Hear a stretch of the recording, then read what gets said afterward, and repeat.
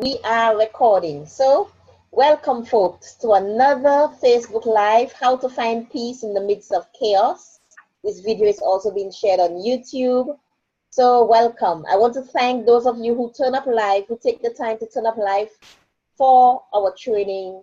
Thank you for joining. And for those of you who will watch the replay, I'm sure you will be able to get some value from tonight's training. So, tonight we're going to be discussing how to find peace in the midst of chaos.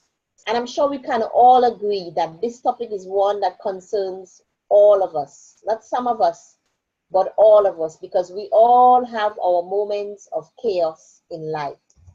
I mean, everyday life. What's everyday life like to you? I mean, we have the routine. We wake up in the morning and we go through the routine. And for some persons, well, of course, for everyone, the routine may differ, but we have our routine. For some of us, we wake up and we have the 9 to 5, and we have to get the kids ready for school. We have to drop them off to school, go to work, from work, go pick up the kids, come back home, and we go through that routine every day. And on the weekend, we have our routine for the weekend. For some persons who work from home, you have to go do the school runs and come back home, and then you have to start working, whether you work in your pajamas or whether you work in your gardens.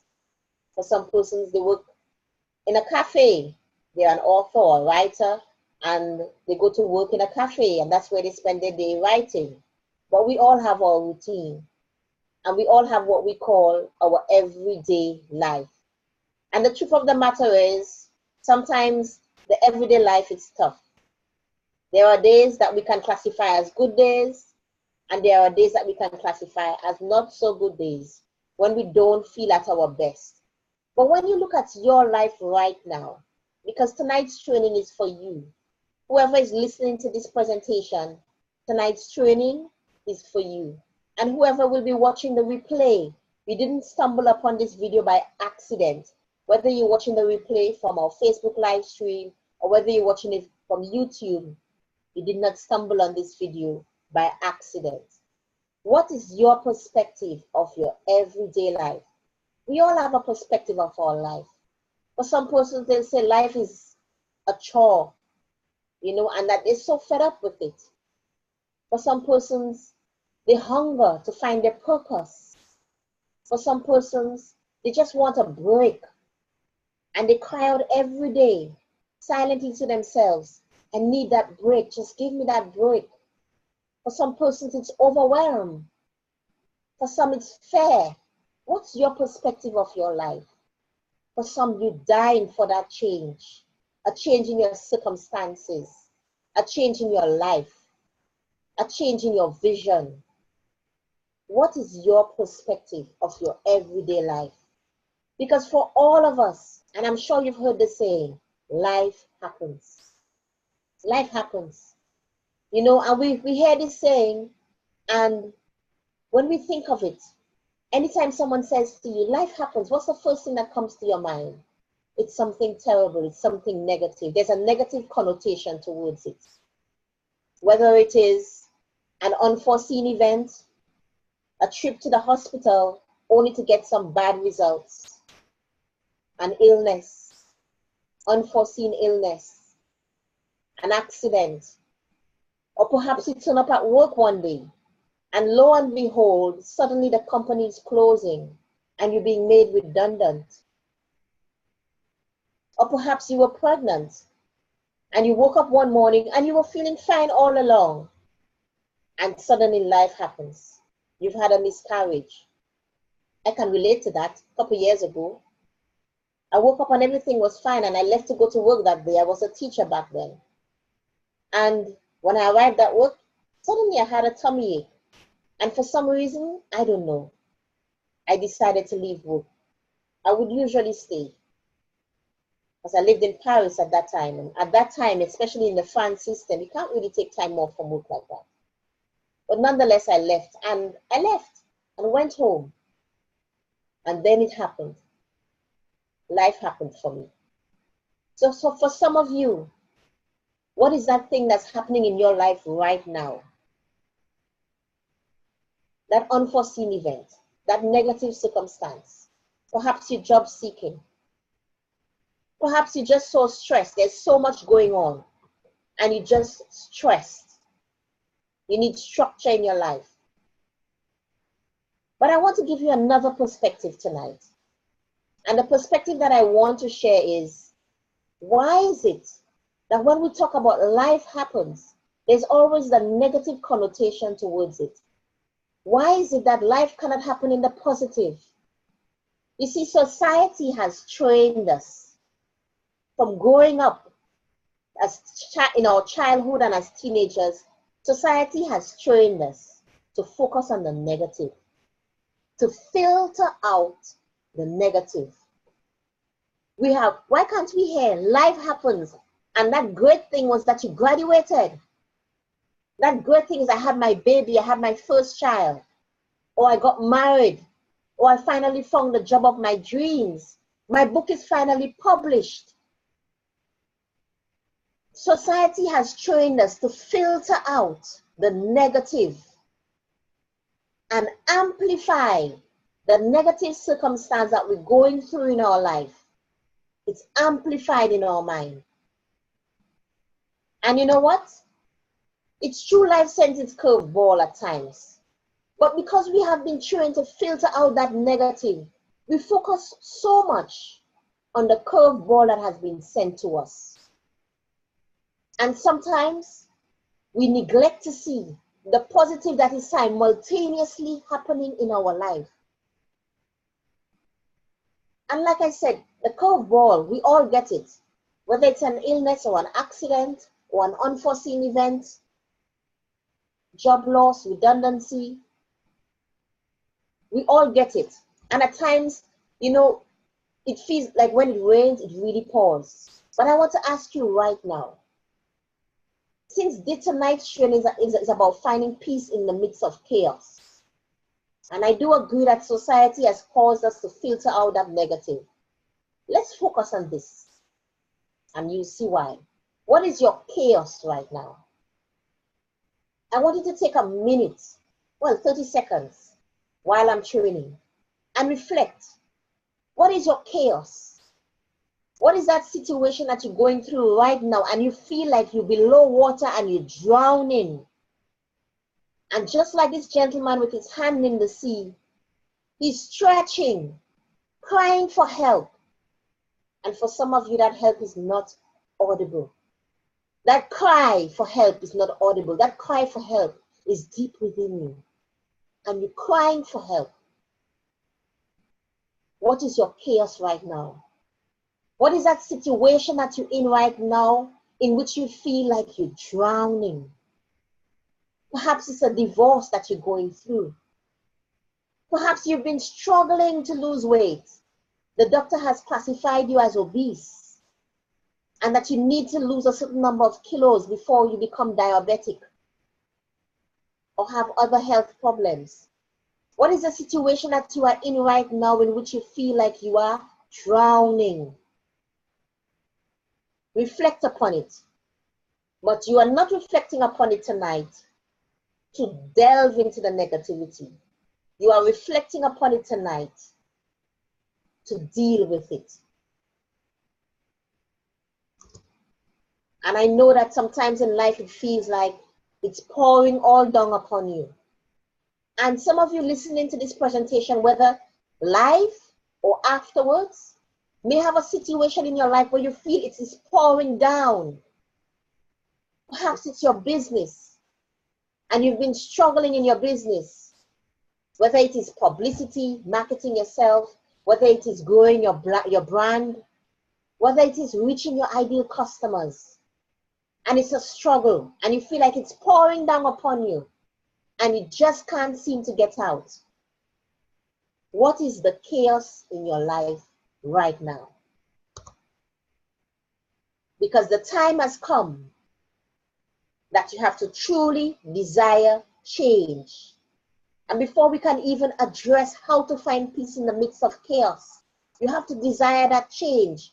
You have to say enough is enough. Enough is enough. That you're tired of the circumstance in which you feel like you're drowning. You're tired of that storm.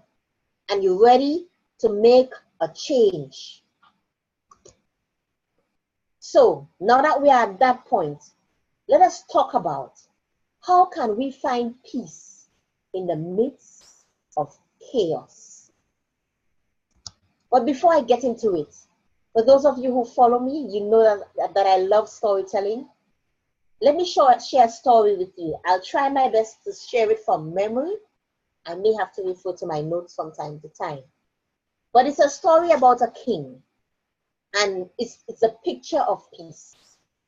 And the king was offering a prize to any artist who could depict the perfect picture of peace.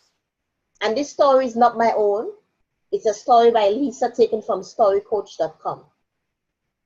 And lots of persons tried, lots of persons participated in this competition. And it finally came down to 2 pictures. After careful deliberation, it finally came down to 2 pictures. And the first picture, in the first picture, there was a calm lake. And the lake was the perfect mirror for the mountains around it, for the peaceful mountains around it. Above the lake was the bright blue sky and the fluffy white clouds. And the ambience, it just felt so peaceful. And everybody loved that picture. As a matter of fact, everyone thought that this was the best picture of peace. Now the king had to look at the second picture. And the second picture, it had mountains as well, but the mountains were rugged and bare. And above the mountains, it was an angry sky, gray, dark sky, rainy clouds. It was raining cats and dogs. The lightning was flashing. And on the side of the mountain, it was a waterfall tumbling down, foaming and tumbling down. Oh, it was definitely not the perfect picture of peace.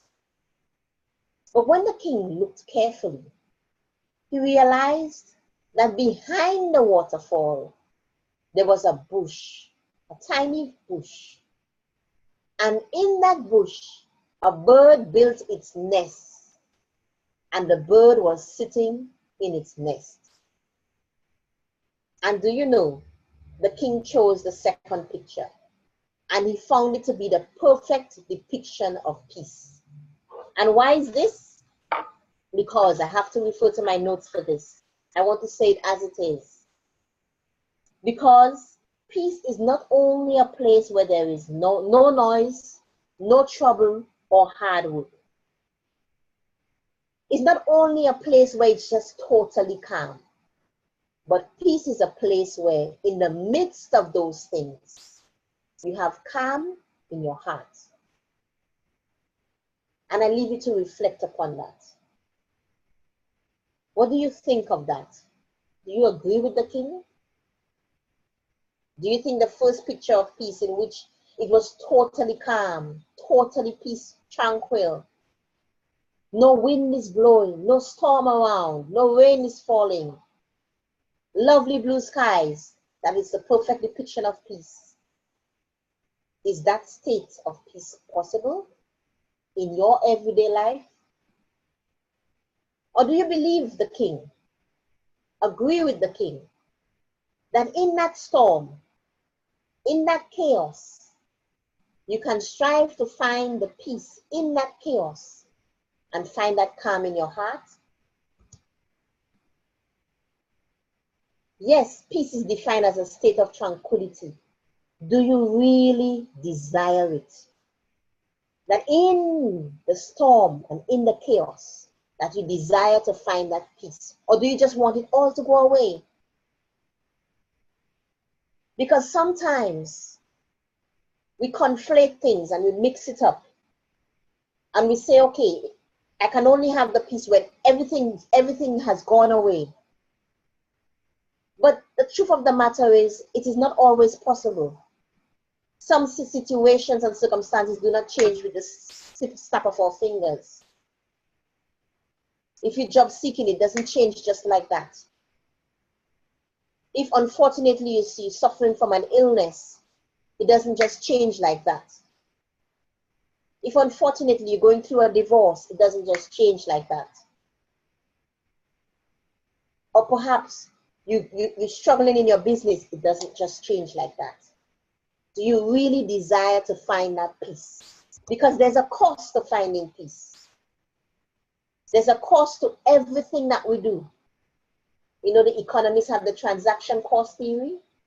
In life, there is a cost to everything that you do. And the price for peace is your time, your willingness, and your dedication. It is something that you have to deliberately pursue.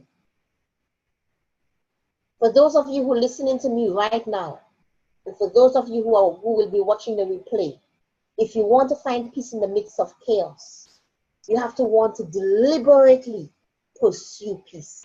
You have to seek peace. You have to be willing. It's a choice that only you can make.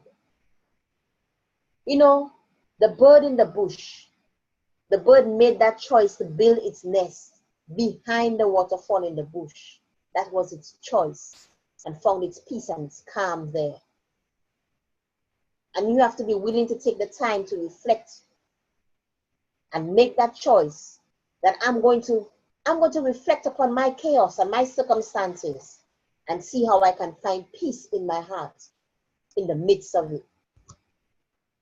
So now let's dive into the training. I'm going to give you some life coaching tips now. How to find peace in the midst of chaos. The first thing you need to do is to identify your storm. And that's why we started by asking the question at the beginning of this training, what is your chaos? Identify your storm. What is the storm that you're going through right now? For some of you, the storm may be the teenagers that you're dealing with right now. For some of you, your storm may be trying to have a baby, trying to find the perfect partner you've been seeking for years, attending the single groups, getting all the training. For some of you, your storm may be you're going through an illness, whether it's cancer or something that came up upon you. What is the storm that you're going through? You need to identify your storm. And as a life coach, how we help people to identify the storm that they're going through is to bear in mind that whatever you're facing in life, it falls into a certain category of your life. Which of the 8 life areas below would you say that your storm falls into? Does your storm fall in your finances?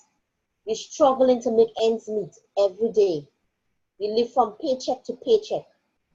You weigh in your head you weigh in debt, weigh in over your head. And you need to find a way to come out of debt. By the way, if that's your situation, I'll invite you to check out my previous training on how to get out of debt. We got some wonderful feedback on that training. Perhaps for some of you, your storm is in your health and fitness area, or in your love and relationship area, or perhaps fun, recreation, and entertainment. You know, some of us, we work so hard and we don't make the time to entertain ourselves. And I can't find a name to that syndrome. Perhaps there's one out there, but you need a break. You need a break. You need to find the time to entertain yourself. Because you know what? You struggle. Why? Because when you take that time off, you feel guilty. You feel guilty to take 2 hours to relax. You feel guilty to go on that walk and not have any work to do. You feel guilty. And that's where your storm is. You need to stop working a bit and find time to entertain yourself. Recreate your mind. For some of you, your storm is in your personal or spiritual life. You're searching spiritually. You're in a battle spiritually. And you feel like you're drowning. You feel like that there's an enemy that's just attacking you. For some of you, your storm may be in your physical environment. There's so much clutter around you. And you don't realize that the reason that you feel so stressed and overwhelmed every day is because of the clutter that's around you. Because you haven't recognized that clutter can impact your well-being. Your home is cluttered. Your kitchen is cluttered. Your dining is cluttered. Your storeroom is cluttered. The basement is cluttered. Your bedroom is cluttered. The wardrobe is cluttered. Now the door is not even closing. What's your clutter? Then you go to work and your desk is cluttered. Your mind is cluttered. For some of you, your storm is in your friends and your family life. There's a rift in your family and it's causing great pressure upon you. Or your storm is in your career or your business. Take some time and identify which of the life areas below your storm lies. Or perhaps you have more than one storm dealing with at the same time. Perhaps you have 5. One is in your finances. One is in your physical environment. One is in your health. And one is in your business. Another in your recreation. Then identify your storms. And then what I want you to do is to prioritize it. Which area of your life do you want to start dealing with first, the top 2? Which storm, which chaos is the one that's on your mind most often? It occupies most of the space in your mind throughout the day. Prioritize it. And that's one tip to help you to prioritize it. Which one is essential that you solve or begin to solve right now to make a difference in your life? Prioritize it. Then after you've done so, I want you to write a vision statement for that area of your life. Now, I've heard some persons say that it's very hard to write a vision statement. And I want to give you this tool. Hate to use it, but it works. I want you to imagine that your eulogy is being read right now. And if your eulogy is being read right now, what are some of the things you would like to be said about you? And I'm sure you can come up with some things you'd like to be said about you. That I was present for my children. That I was caring. I was always willing to help. I was loving. I worked hard. I was positive and encouraging to others. I was a figure in society. Write a vision statement for that life area that you've just prioritized, the top 2. What would you like to see happen in that area of your life? Then after you've done so, I want you to use the hush model. We're going to say hush to that storm tonight. How do you find peace in the midst of chaos? Step 3, we're going to say hush to the storm. Now we're being real. You're being real. The storm is still there, but remember the bird. While the rain was falling and the lightning was flashing and the waterfall was crashing down, foaming below, the bird was at peace in the midst of that storm. And hush. The first thing I want you to do is have an open heart. Have an open heart. Depending on what you're going through, you have to accept. If for instance, your storm is in the life area of relationships, you have to accept your own faults and that of others. Sometimes that's very hard for us to do, but none of us are perfect. None of us are perfect. What are some of your faults that perhaps you don't even recognize and others may have identified? And you realize that I can be more forgiving because I have faults too. And you have to be open to good counsel.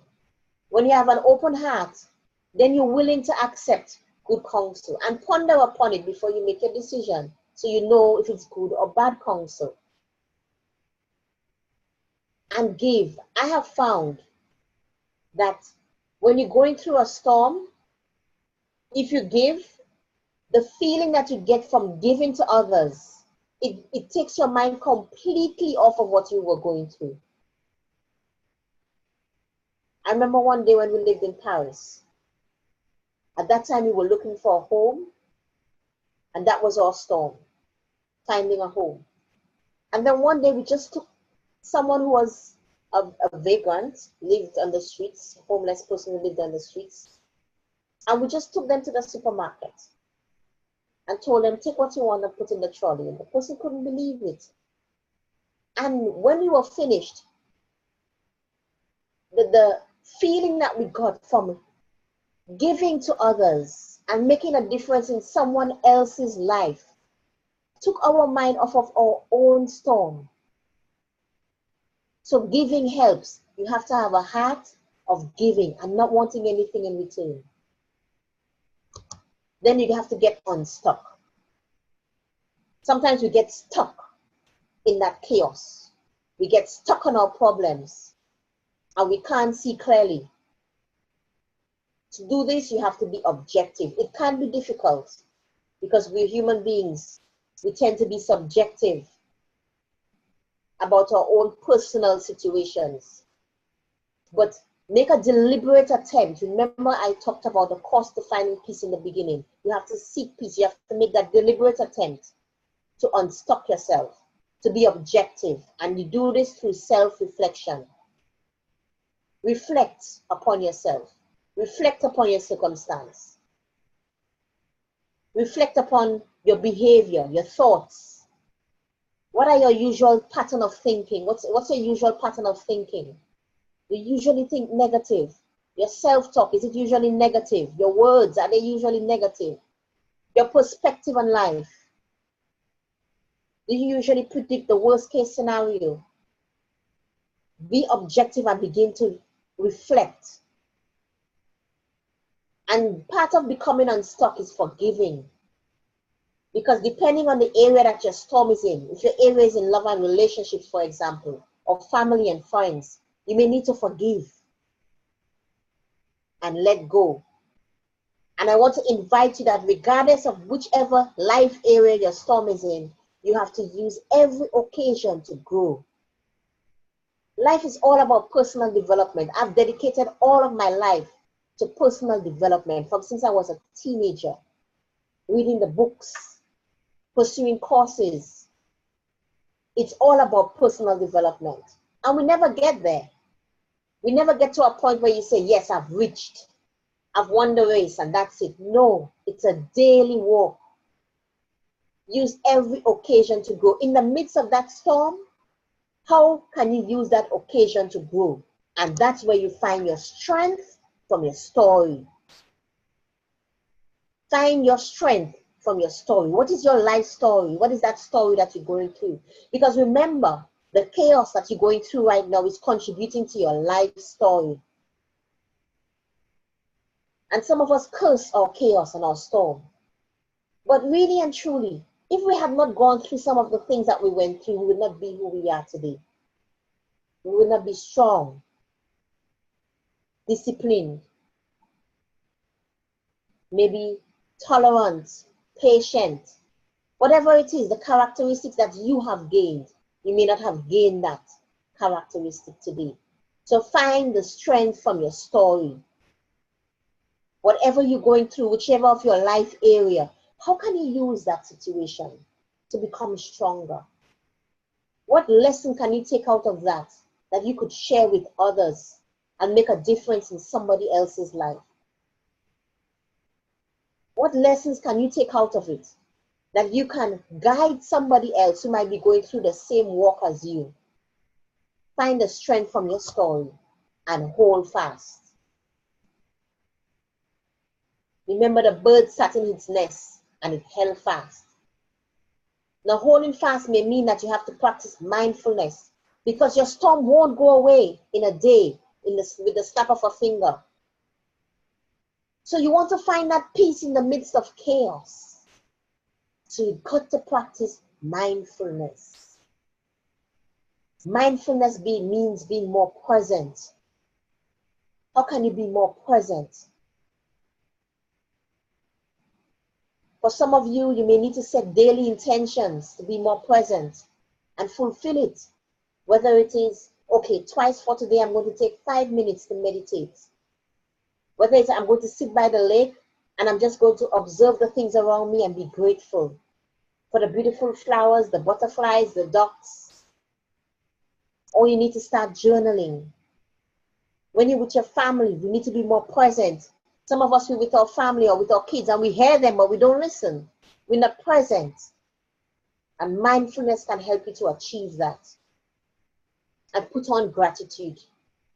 Have you ever noticed that some of the times, I can relate to it. Some of the times when you may tend to feel down, it's at these moments that you were not grateful or your mind was not on gratitude. Or have you ever noticed that at moments when you begin to feel down and you decide to express appreciation to someone or decide to express gratitude or to become more mindful in the moment and be grateful, that feeling goes away? Find peace in the midst of your chaos and be positive on purpose. Remember what I said in the beginning. Society has somehow caused us because of the news. How often do you turn on the television and it's just negativity on the news? The terrorism, the attacks, the rape, the murder. Shall I continue? The guns, the violence, the night violence. Shall I continue? And it goes on and on and on. And every now and again, the news will bring up a lovely story. But the dominating theme of the news is the negativity, the child abuse, and it goes on and on. And society has somehow caused us to filter out that negative.